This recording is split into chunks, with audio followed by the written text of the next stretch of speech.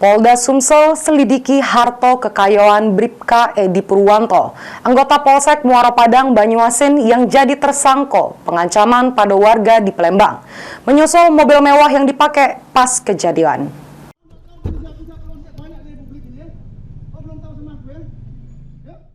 Kapolda Sumsel Irjen Pol Albertus Rahmat Wibowo memastikan kasus pengancaman yang dilakukan Bribka Edi Purwanto pada warga pada beberapa minggu yang lewat terus bergulir. Dengan tegas Kapolda Sumsel nyebut ke bakal nyelidiki harta kekayaan tersangka Bribka Edi Purwanto lantaran mobil mewah yang dipakai pas kejadian. Menurutnya ada kemungkinan mobil tersebut hasil dari kegiatan ilegal yang tersangka lakukan ataupun pernah terlibat. Sesudah ditetapkan sebagai tersangka, Bribka Edi masih ditahan di Ditpropam Polda Sumsel untuk sanksi internalnya. Kapolda juga meminta pemeriksaan terhadap tersangka lebih dimaksimalkan.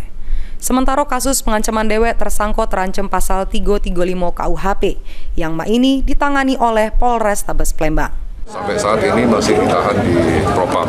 Dia dikenakan pasal 335 KUHP untuk tindak pidananya ditangani oleh Polres Tabes Palembang.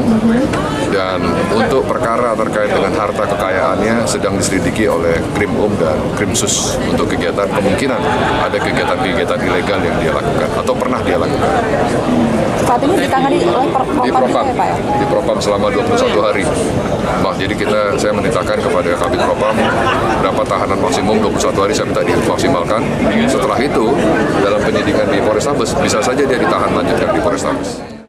Diketahui perbuatan Bribka Edi Purwanto viral di media sosial sesudah melakukan pengancaman terhadap warga guna ke senjata tajam di kawasan Talang Borok Palembang pada 18 Desember 2023. Mulyadi, PAL TV.